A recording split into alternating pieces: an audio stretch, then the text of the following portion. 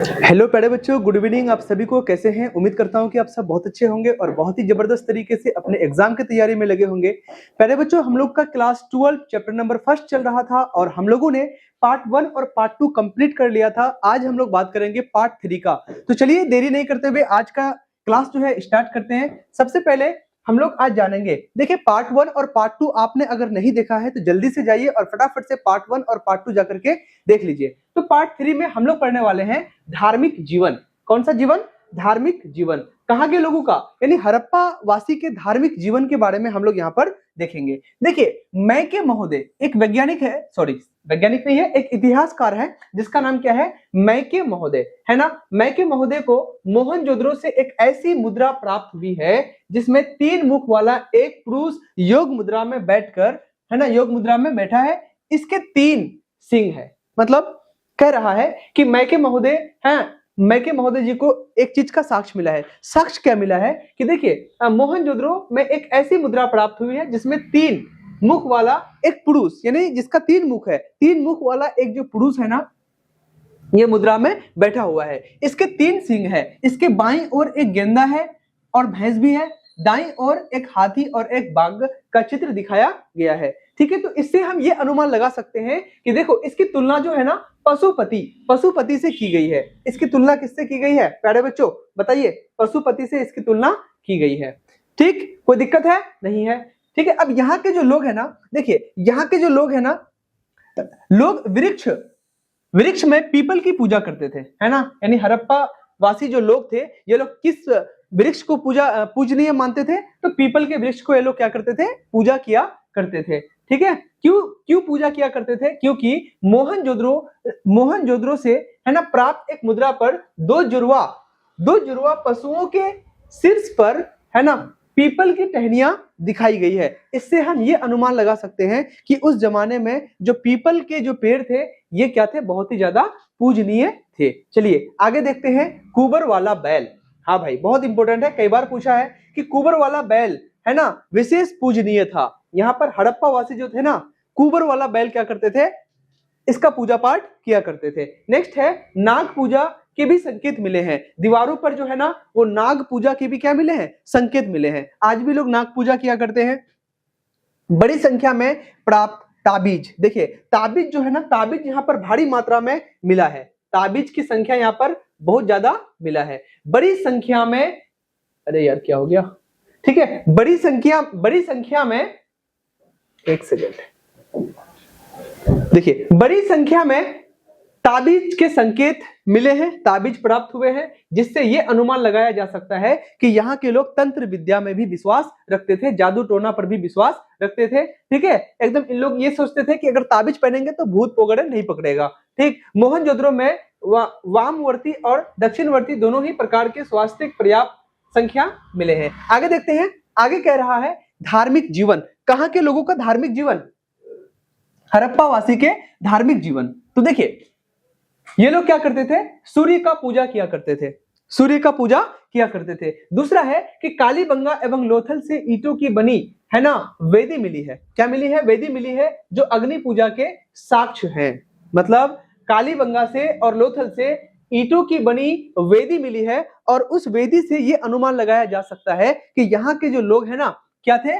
अग्नि पूजा किया करते थे, यानी आग का पूजा किया करते थे। जैसे कि हवन वगैरह होता है ना, शादी विवाह होता है, शादी विवाह में क्या होते हैं? जब 7 फेरे लिए जाते हैं तो यहाँ पर एकदम आग जलाया जाता है, इसी आग में। तो इनके साक्ष्य कहां से मिले हैं? हड़प्पा सभ्यता से इनके साक्ष्य मिले हैं। ठीक है, हवन कुंड के यज्ञ का भी साक्ष्य यहाँ से मिलता है। ठीक है, कोई दिक्कत है?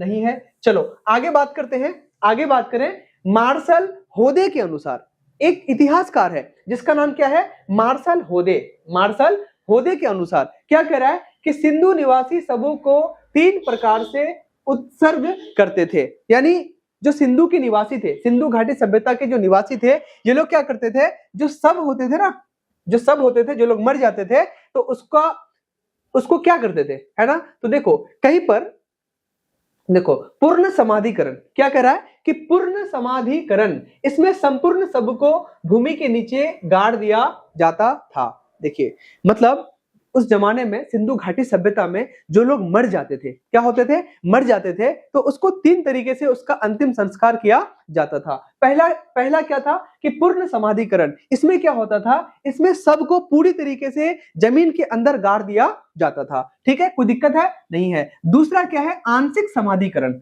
आंशिक समाधिकरण में क्या होता था, ध्यान दीजिएगा, आंशिक समाधिकरण में इसमें कह रहा है कि इसमें पशु पक्षियों के खाने के पश्चात बचे हुए भाग को गड्ढे में डाले जाते थे। यानी अगर कोई मर जाता था, ठीक है, पहला तो आपने देख लिया, गड्ढे में गाड़ दिया जाता था, लेकिन दूसरा क्या है कि अगर कोई मर जाता था उस जमाने में तो क्या करता था, पशु पक्षियों को खाने के लिए उसके शव को ऐसे छोड़ दिया जाता था। जब पशु पक्षी खा करके जो चीज मतलब बच जाता था, ठीक है, तो उसको क्या करते थे, गड्ढे में गाड़ देते थे। इस चीज का प्रमाण मिला है कहां से, हड़प्पा सभ्यता से। ठीक है, आगे देखिए, एक है दाह कर्म। जो तीसरा नियम है, जो तीसरा क्या है, प्रकार है, वो है आपका दाह कर्म। ठीक है, कौन सा कर्म, दाह कर्म। इसमें क्या करते थे, इसमें सबको जला दिया जाता था, इसमें सबको जला दिया जाता था और उसकी भस्म को गाड़ दिया जाता था। मतलब सबको जला करके उसके जो भी भस्म होते थे उसको गड्ढे में गाड़ दिए जाते थे। यानी इससे हमें यह पता चलता है कि हड़प्पा वासी क्या करते थे, दफनाने के भी साक्ष्य यहाँ से मिले हैं। इसके अलावा जो है ना क्या भस्म के भी साक्ष्य मिले हैं, यानी लोग जलाया भी किया करते थे। ठीक है, चलो अब देखिए, खुदाई से प्राप्त ताबीजों से ये पता चलता है कि यहाँ के लोग अंधविश्वास या भूत प्रेतों में विश्वास करते थे। यानी आज भी जब हमारी दादी अम्मी लोग क्या करती है ना, जब बाहर जाओगे ना अंधेरी रात में तो क्या बोलेंगे, वहां पे भूत है। हालांकि ये अंधविश्वास है, लेकिन उस जमाने के लोग क्या करते थे, अंधविश्वास किया करते थे, है ना, भूत प्रेत से विश्वास किया करते थे। समझ में आया, इसलिए ताबीज वगैरह बांधा करते थे अपने बाजू में, अपने गले में। चलिए, आज भी लोग करते हैं। आगे बात करते हैं आर्थिक जीवन, यानी हड़प्पा वासी का आर्थिक जीवन कैसा था, ये लोग कैसे अपना जिंदगी जीता था। बड़ी मस्त मगन से ये लोग अपनी जिंदगी जीता था मेरे प्यारों। कैसे, तो देखिए, प्राप्त साक्ष्यों से हड़प्पा सभ्यता की आर्थिक जीवन का उन्नत मालूम पड़ती है। यानी हड़प्पा सभ्यता के जो लोग हैं ना, बहुत ही अच्छी प्रकार से कृषि किया करते थे, पशुपालन किया करते थे, शिल्प, ट्रेड और बिजनेस भी ये लोग किया करते थे, उद्योग धंधे थे उनके पास, है ना, व्यापार तथा वाणिज्य, ट्रेड और बिजनेस भी किया करते थे, नाप तौल की कला भी इनको आता था। तो देखिए, ये सभी तरीकों की वजह से वहां के जो लोग थे ना, बहुत ही समृद्ध और बहुत ही खुशहाल थे। सबसे पहले एक एक करके हम लोग देखते हैं। सबसे पहले हम बात करने जा रहे हैं यहाँ की कृषि का। कहाँ की, हड़प्पा सभ्यता की कृषि के बारे में बात करेंगे। देखिए, अर्थव्यवस्था का मूल आधार कृषि थी। आज भी भारत में 60% लोग का अर्थव्यवस्था क्या है, कृषि है। लेकिन उस जमाने में अर्थव्यवस्था का मेन आधार क्या था, कृषि था। क्यों ना हो कृषि, क्योंकि उस जमाने में क्या कह रहा है कि अनाज की कोई कमी नहीं थी, खेत बहुत उर्वरक थे, खेत क्या थे, बहुत ज्यादा उर्वरक थे, इसलिए फसल भी अच्छी होती थी। आगे बात करेंगे बच्चे लोग, अनाज रखने के लिए भंडार गृह थे। भाई अनाज अगर इतना होगा तो भंडार गृह क्यों नहीं होंगे। तो ये लोग क्या करते थे, अनाज को, है ना, रखते थे भंडार गृह में, उसको भंडार करके रखते थे। कपास की भी खेती होती थी, जिससे सूती कपड़े बनाए जाते थे। ठीक है ना, जिसके लोग कपड़े बनाते थे, है ना। अनाज पीसने की चक्कियों और ओखलियों के भी साक्ष्य मिले हैं। यानी अनाज उस समय आज के तरह थ्रेसर करके, है ना, मशीन में सामान नहीं पिसाता था। उस जमाने के जो लोग थे ना, वो चक्कियों की मदद से और ओखली के मदद से क्या करते थे, अनाज को कूटा करते थे, और इसका प्रमाण आपको मिला है। ठीक है, कहां पे, हड़प्पा सभ्यता में। आगे बात करें, मेसोपोटामिया में यहीं से कपास जाता था। यानी मेसोपोटामिया की सभ्यता से सिंधु घाटी सभ्यता के बीच में ट्रेड हुआ करता था, और मेसोपोटामिया जो थे ना, ये क्या करते थे, सूती कपड़ा हमारे सिंधु घाटी सभ्यता से लिया करते थे। ठीक है, तो इससे यह अनुमान लग सकता है कि एक सभ्यता का दूसरे सभ्यता से क्या होता था, आदान प्रदान भी हुआ करता था, वस्तुओं का आदान प्रदान हुआ करता था, बिजनेस हुआ करता था, ट्रेड हुआ करता था। आगे बात करें हम, यहाँ के प्रमुख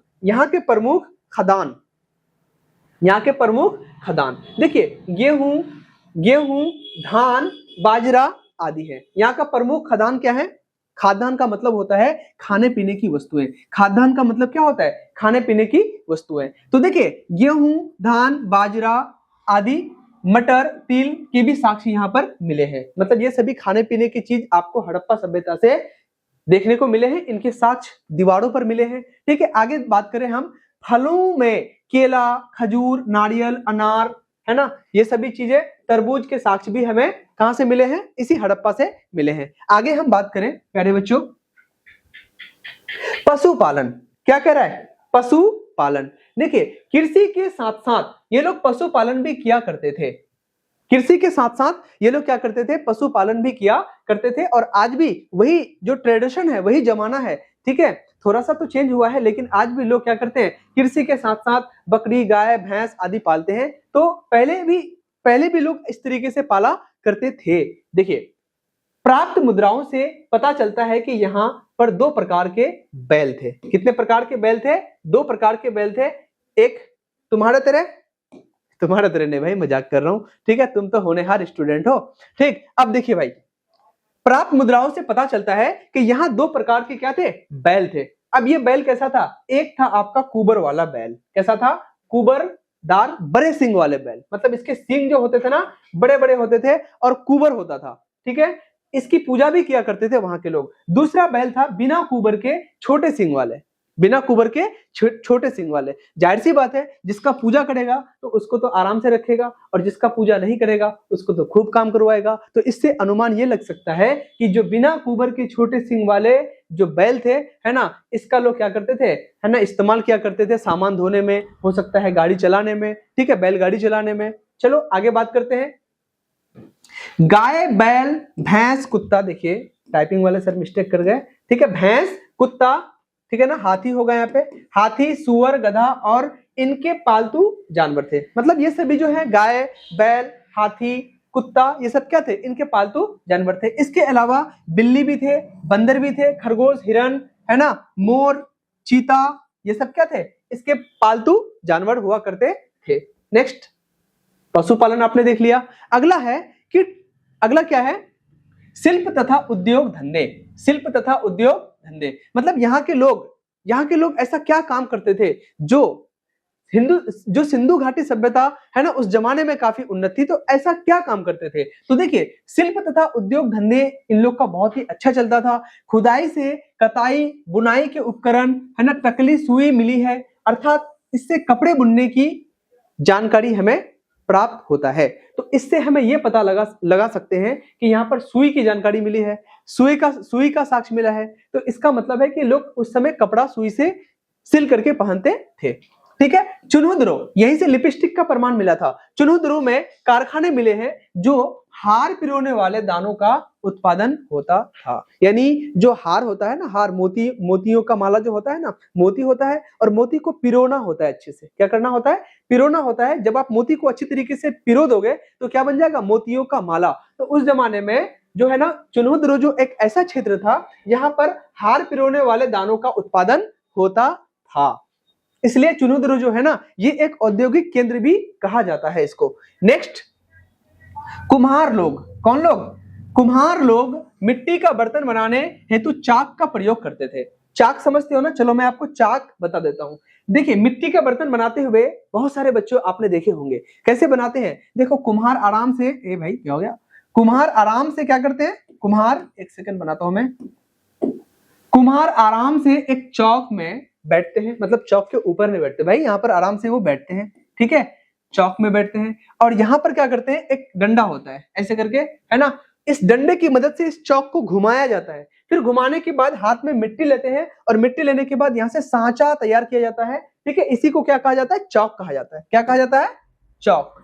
ठीक है, तो कुम्हार जो लोग थे ना, देखिए, कुम्हार लोग मिट्टी का बर्तन बनाने हेतु तो चौक का प्रयोग करते थे। इसका भी साक्ष्य हमें हड़प्पा सभ्यता से मिला है। मोहनजोदड़ो में कुम्हारों का, है ना, मोहल्ला मिला है। मतलब मोहनजोदड़ो में कुम्हारों का एक मोहल्ला ही मिला है जहां पर मिट्टी के बर्तन बनाया करते थे। वो भी ऐसे वैसे मिट्टी के बर्तन नहीं, उसमें डिजाइन भी दिया हुआ होता था। ठीक है, उसमें बहुत अच्छी तरीके से चित्र बनाया हुआ होता था। ठीक है, आगे देखिए, स्वर्णकार यानी सोना आभूषण यानी सोने का जो आभूषण बनाते हैं उसे स्वर्णकार कहते हैं। उस जमाने का जो स्वर्णकार है ये अपने हाथों से बहुत ही अच्छी तरीके का, बहुत ही उन्नत तरीके का क्या करते थे, आभूषण का निर्माण करते थे, है ना। बहुत निपुण थे ये लोग, सोने के आभूषण बनाए जाते थे। इसके अलावा शंख, सीप, हाथी दांत से भी उपकरण बनाए जाते थे। तांबा तथा कांसे का उपयोग मूर्तियां बनाने में किया जाता था। भाई देखिए, हड़प्पा सभ्यता में कहीं पर भी आपको लोहे का साक्ष्य नहीं मिला है। याद रखिएगा, हड़प्पा सभ्यता में कहीं पर भी लोहे का साक्ष्य नहीं मिला है। तो हड़प्पा सभ्यता में जो है ना, तांबे का साक्ष्य मिला है, पीतल का साक्ष्य मिला है, ठीक है। इसलिए अगर आपको सवाल पूछे कि सिंधु घाटी सभ्यता है ना किस धातु से अवगत नहीं थे, तो सही जवाब क्या हो जाएगा, लोहा। लोहा से अवगत बिल्कुल भी नहीं थे। चलिए आगे बात करते हैं। हाँ, व्यापार तथा वाणिज्य, व्यापार तथा वाणिज्य। देखिए, हड़प्पा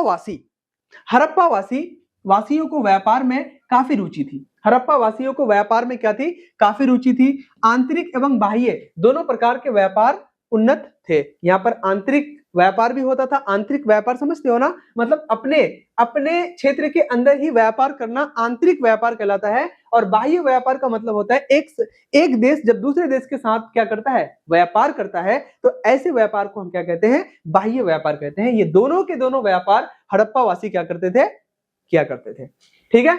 हड़प्पा और मोहनजोदड़ो व्यापारिक केंद्र थे। यानी हड़प्पा और मोहनजोदड़ो ये दोनों के दोनों जो क्षेत्र थे ना, ये व्यापारिक केंद्र थे, ठीक है।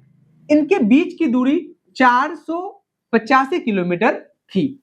सवाल पूछेगा कि हड़प्पा और सिंधु सभ्यता के बीच की दूरी कितनी थी, तो 485 याद रखिएगा, एक नंबर आपको पूछ सकता है। आगे है, परंतु व्यापारिक मार्गों से जुड़े हुए थे। मतलब यहाँ पर हड़प्पा और मोहनजोदड़ो जो थे ना, एक मार्ग के द्वारा, एक रास्ते के द्वारा जुड़ा हुआ था, और इनके बीच की जो दूरी थी ना, वो कितना थी, 485 किलोमीटर, ठीक है।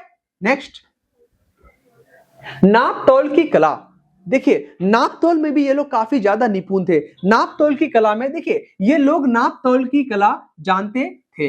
बाटों का प्रयोग किया करते थे, जो 1:2 है ना, 2:4 ऐसे करके, मतलब 1:2:4, 4:8 ऐसे करके ये लोग क्या करते थे, है ना, अनुपात में होते थे। यानी बाट इतना सिस्टम से इन लोगों ने बनाया था कि व्यापार में किसी भी प्रकार का इनको किसी भी तरह का दिक्कत नहीं हुआ करता था। देखिए, दशमलव प्रणाली से भी अवगत थे। भाई, दशमलव भी जानते थे उस जमाने के लोग। दशमलव का प्रयोग हम लोग कब करते हैं, जैसे मान के चलिए कोई क्षेत्र है 5 किलोमीटर और 5 मीटर है, तो हम इसको कैसे लिखेंगे, 5.5 लिख सकते हैं ना। तो 5.5 लिखने के लिए हम यहाँ पर बीच में किसका, दशमलव का प्रयोग किए। तो इस तरह का दशमलव का प्रयोग उस जमाने के लोग क्या करते थे, जानते थे, ठीक है। कितने होनहार थे ये लोग। नापने में गज का प्रयोग भी होता था, नापने में गज का भी प्रयोग होता था, ठीक है, 1 गज 2 गज ऐसे करके। चलिए आगे देखते हैं। हड़प्पा सभ्यता का पतन, हड़प्पा सभ्यता का पतन। अब देखिए, कुछ इतिहासकार कहते हैं, सबका कहने का तात्पर्य अलग अलग है, लेकिन इसका एक कोई सबूत साक्ष्य हमें नहीं मिलता है। मतलब इसका एक कोई रियलिस्टिक प्रमाण हमें नहीं मिलता है कि इसका पतन कैसे हुआ है। देखते हैं इसका पतन आखिर कैसे हुआ है। देखिए, मार्शल और मैके SR राव के अनुसार, है ना, मार्शल, मैके और SR राव के अनुसार जो हड़प्पा का पतन हुआ था ना, नदी में भीषण बाढ़ के कारण, क्यों, क्योंकि ये सिंधु नदी के तट पर बसा हुआ था। हो सकता है कि यहाँ पर एक भीषण बाढ़ आया, जिसकी वजह से क्या हो गया, ये सब खत्म हो गया, पूरा सभ्यता क्या हो गया, खत्म हो गया। ये बात किसने कहा था, मार्शल, मैके और SR राव ने कहा था, लेकिन इसका सटीक प्रमाण हमें आज तक पता नहीं है। अगला है मार्टिमर, व्हीलर और गार्डन चाइल्ड एवं पिंगट के अनुसार बाहरी विदेशी आक्रमण। यानी कुछ लोग का कहना है कि यहाँ पर जो है ना, आर्यों का आक्रमण हो गया था, और आर्य लोग क्या किया था, इन पर आक्रमण करके, है ना, उन्होंने क्या किया था, एक ग्रामीण सभ्यता बसाई थी, जिसको हम लोग वैदिक सभ्यता कहते हैं। और नेक्स्ट स्लाइड में हम लोग नेक्स्ट चैप्टर में हम लोग वैदिक सभ्यता ही पढ़ेंगे, ठीक है। आगे देखिए क्या कह रहा है। देखिए, अब जो कुछ इतिहासकार हैं, एक का नाम है RN स्टाइन, है ना, एएन घोष के अनुसार इनका कहना है कि जलवायु परिवर्तन, यहाँ पर जलवायु परिवर्तन हुआ था, है ना, बहुत ज्यादा गर्मी हो गई थी, ठीक है, जिसके वजह से क्या हो गया था, ये खत्म हो गया, ये सभ्यता क्या हो गया, पतन हो गया, ठीक है। तो कुछ कई कई इतिहासकार अपने अपने हिसाब से क्या करते हैं, इसके पतन की जानकारी हमें देते हैं। लेकिन अनेक विद्वान नदी मार्ग परिवर्तन, मलेरिया एवं महामारियां, है ना, जल पलावन को पतन के कारण मानते हैं। कुछ लोग का कहना है कि यहाँ पर पानी नहीं थे, है ना, और मतलब नदी सूख चुके थे, नदी अपना मार्ग चेंज कर दिए थे। कुछ लोग का कहना है कि यहाँ पर महामारी आया था, जैसे मलेरिया, जैसे हैजा, टाइफाइड जैसे खतरनाक बीमारी आया था, जिसकी वजह से क्या हुआ, ये सभ्यता खत्म हो गया। ठीक, आगे है, देखिए निष्कर्ष क्या निकलता है। बीबी लाल का कथन को अधिक उपयुक्त माना जाता है कि जलवायु परिवर्तन, प्रदूषित वातावरण, व्यापार में आई भारी गिरावट के फलस्वरूप हड़प्पा सभ्यता की समृद्धि समाप्त हो गई और नगरीकरण अंत हो गया। देखिए ये बात, ये सभी लोगों ने अपने अपना राय तो दिए हैं, लेकिन बीबी लाल का कहना कुछ हद तक सही माना जाता है कि ये लोग जो है ना, इनका व्यापार में गिरावट आ गया था, है ना, उसके बाद क्या हुआ था, जलवायु में परिवर्तन हो गया था और प्रदूषण हो गया था, जिसके वजह से यहाँ का वातावरण क्या हो गया, मतलब यहाँ ये जो सभ्यता थी, जो पूरी तरीके से नगरीय थी, इसका पतन हो गया। उसके बाद जब आर्य लोग आए तो उन्होंने वैदिक सभ्यता की शुरुआत की। तो प्यारे बच्चों, संभवतः आज का क्लास यहीं तक एंड। तो मिलते हैं हम लोग नेक्स्ट चैप्टर में। एक बार आप लोग जरूर से, जिसको भी समझ में नहीं आया है, शुरू से पार्ट 1, पार्ट 2, पार्ट 3 देख लीजिए। तब तक के लिए दीजिए मुझे अनुमति और लेता हूं मैं आप सबसे विदा। जय हिंद, जय भारत, जय बिहार दोस्तों।